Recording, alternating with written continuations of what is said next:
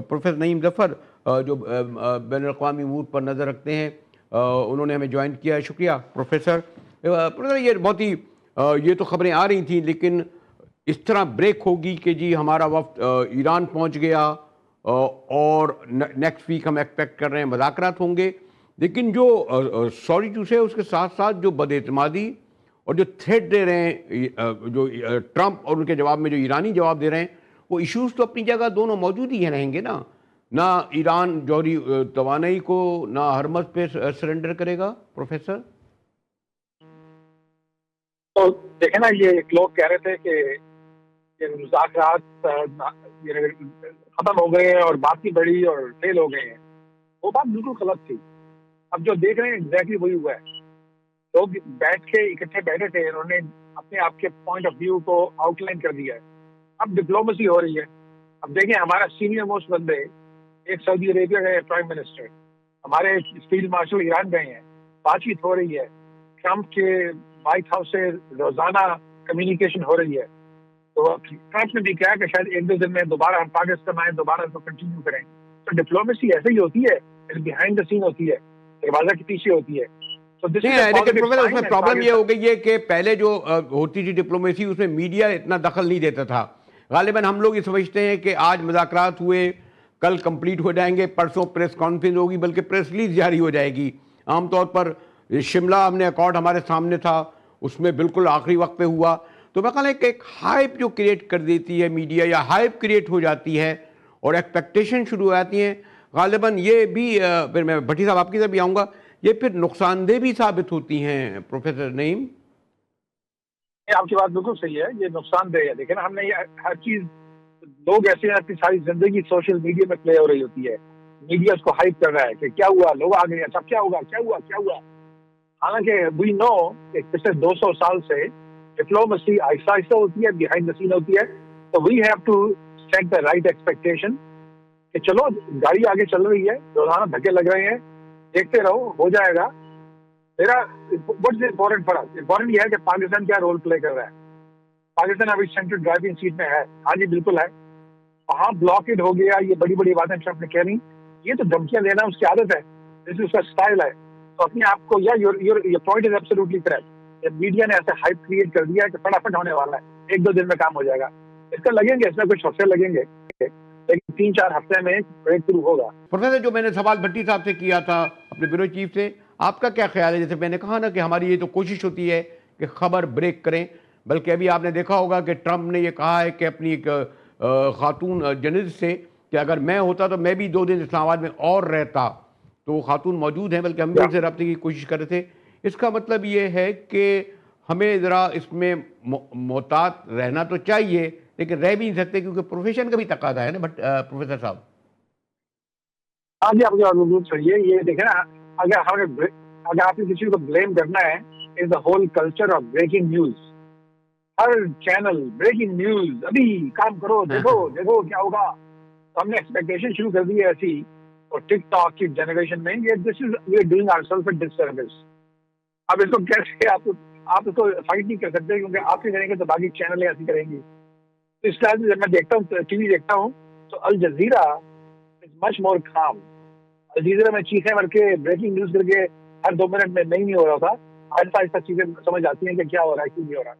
آپ کی بات صحیح ہے. We have to blame our self کہ ہم نے یہ پیدا کر دیا ہسٹیریکل بریکنگ نیوز کا کلچر. اور اس کی وجہ سے ایکسپیکٹ کرتے ہیں کہ فٹافٹ ہو جائے، کچھ ہو جائے، اچانک چیزیں ٹھنڈ ہو جائیں، پھر لگتی ہے. وہی پروفیسر صاحب، وہ جو نا خواہش کو ہم لوگ خبر بنانے لگے ہیں نا، تو ایک یہ بھی ایک اس کا ایک پہلو ہے.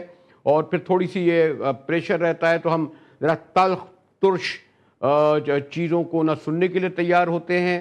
اور یعنی جو دوسرا پہلو، اب یہ کوئی ایکسپیکٹ نہیں کر رہا تھا کہ اتنی جلدی سے جو ہے یہ مذاکرات ختم ہو جائیں گے. جس طریقے سے میں نے آپ سے کہا نا کہ ان کے وائس پریزیڈنٹ نے کہا کہ مذاکرات کمپلیٹ ہونے جا رہے تھے لیکن ہم جا رہے ہیں، اور 21 گھنٹے ان کا قیام رہا.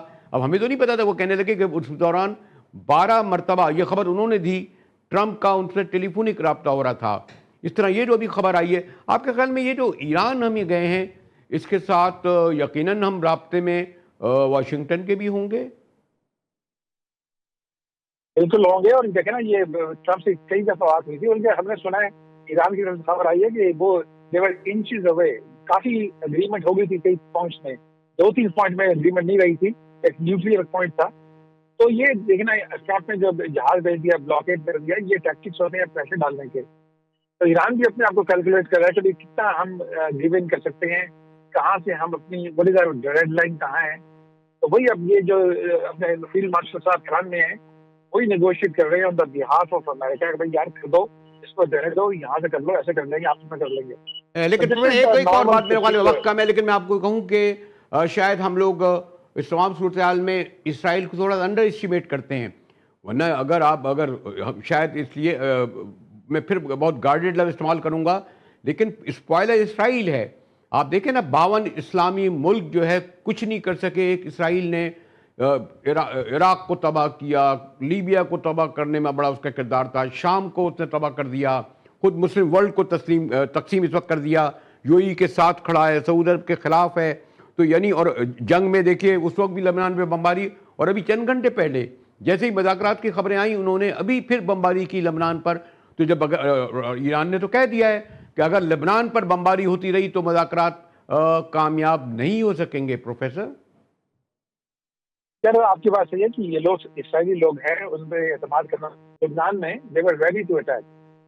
تو جب وہ خبر آئی ہے کہ یہ سیز فائر ہو گیا ہے, انہوں نے کہا یار اپنے بم تو لوڈیڈ ہیں, پلان تیار ہے, ابھی فٹافٹ کر دو, بعد میں ہم کہیں گے ہمیں کیا پتا آپ کو کہ آپ نے سیز فائر نہیں تھا. تو انہوں نے مہینے کی دھوکے بازی دی ہے تھوڑی سی, سنیکی اپروچ تھی ان کی, لیکن ان کو کون کنٹرول کر سکتا ہے اسرائیلی کو؟ صرف ٹرمپ. سارے جو اسلحہ آتا ہے وہ امریکہ سے آتا ہے, پیسے امریکہ سے آتے ہیں. تو امریکہ ان کو ذرا ابھی کنٹرول کر رہا ہے, تو فی الحال تو کنٹرول ہیں. مجھے لگتا ہے پروفیسر کچھ لوگ یہ کہتے ہیں کہ ہم زیادہ انڈر اسٹیمیٹ کرتے ہیں.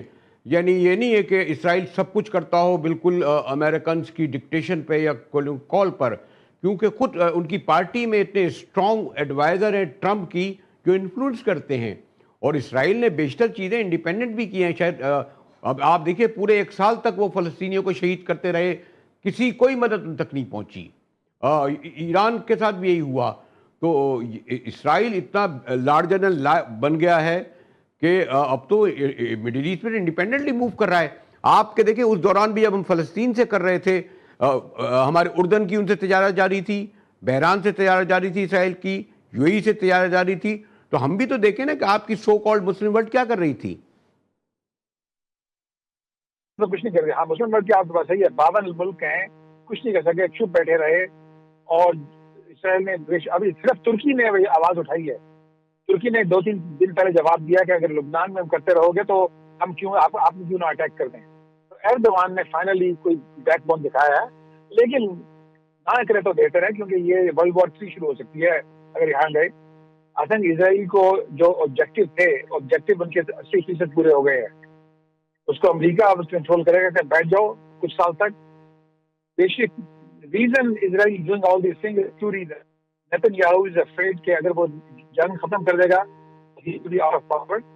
تو دا رائٹ ونگ ان اسرائیل بہت اسٹرانگ ہو گیا, وہ they are calling the shots. So part of Israel جو کر رہا ہے وہ نیتنیاہو is trying to save his own